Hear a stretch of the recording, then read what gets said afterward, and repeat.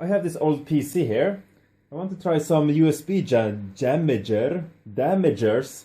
jammers on this one. So yes, I haven't bought any USB jammers because they're a pretty useless thing. I pay a lot of money for a useless thing. I don't do that. And what do you want to do with a USB jammer? Destroying other people's property, which is illegal.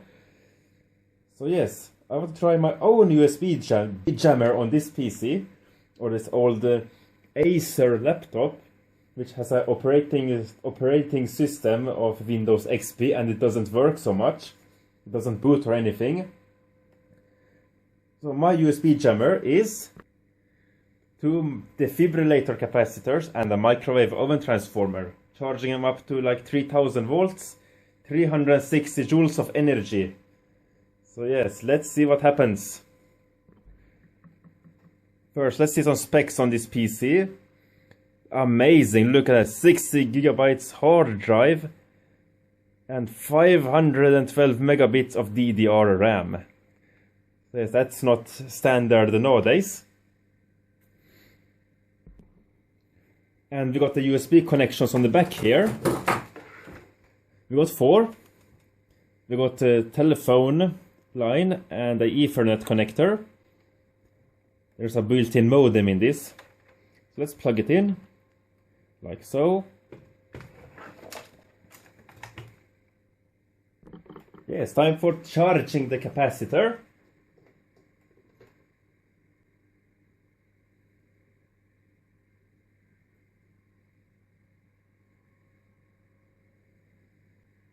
I hope the capacitor is charged. Turn the PC on.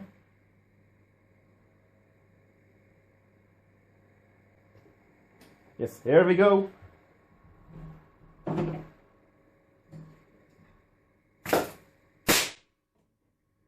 Yes, hopefully something happened.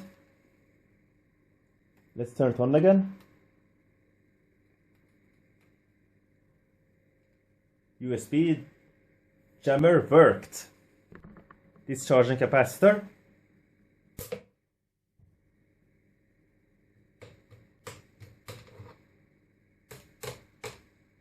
It did pull all my energy from the capacitor. Completely discharged. Let's see what happened to my wiring. Oh, I blew off my data lines. One is still connected. That's amazing. Discharged all the energy into this PC. And it doesn't turn on anymore. Yes. Let's take it to bits and see what happened. Let's see how a USB jammer works. So let's do a little quick autopsy on this. This doesn't have any battery. Yes, here you can see I smashed it up carefully. You can see pieces of the display here. Bloody lot of stuff and scrap in a laptop like this. Look at that. That's a big pile of junk right there. So yes, what really happened? The answer is on this circuit board and on this bridge circuit board here, which was sitting right here actually. So yes, on those two we will see some problems. I even took out this CPU, but there were no problems with that one. Or maybe some internal problems. It wasn't any cracks or anything on the crystal itself. So it was some hard drive here and yes. Let's remove all this scrap from here. Yes, now it's a little bit easier to see everything. We got this battery connector. This pretty old looking Wi-Fi module. And this one was for a telephone line. Danger high voltage. Not because I just jammed it, but you have maybe 90 volts on the telephone lines. The CPU. This is the touchpad. Actually, you can put the finger on like this and the mouse moves around. Pretty nice pattern on that one. Filling your finger with capacitance. Here's what looks of it. South bridge. Maybe. We got some memories around it. And we got this cooling fan with a huge piece of copper underneath it. It's pretty heavy. And what is a motherboard? Yes, here's the CPU.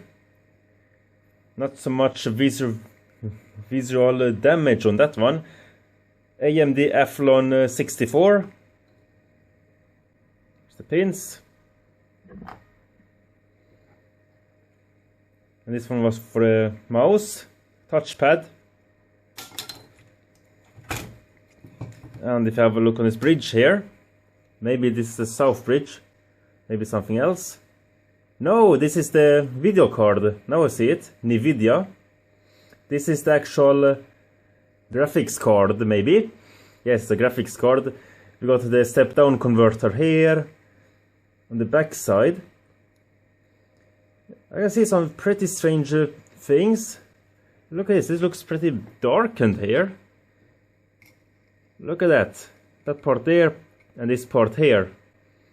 Should it be like that, or have been a flashover or something? Some strange marks on these chips as well. Look at that. But the actual NVIDIA chip looks good. The GPU. Yes, let's have a look on the motherboard. Can directly see something very bad happened here, where I connected my jammer. As you can see here, completely blackened. Some blackening over here. But all the chips looks intact. No chips has blown. And underneath here, you can see this is the connector. Those data pins goes to this, what looks like some kind of inductor. The inductor maybe is blown, but we can't see it. Oh, it just like popped away. Pretty easy. Is it the same thing with this one? No, this one was stuck down pretty good. No, this one was blown. I can't remove that. Yes, here we go. Lot of pressure for that one. It's like felt that like this one has already blown. This is pretty stuck.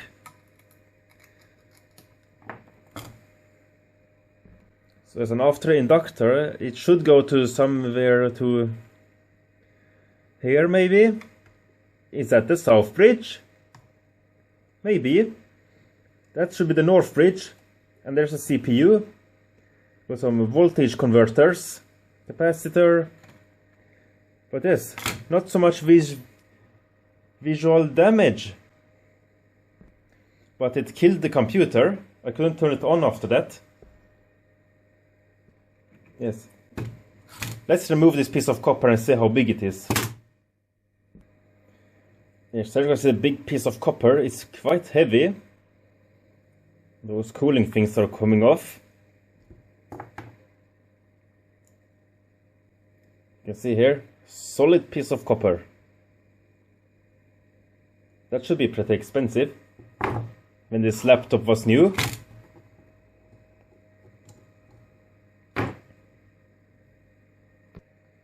Yes, now you see what happens when you defibrillate a laptop. Thanks for watching.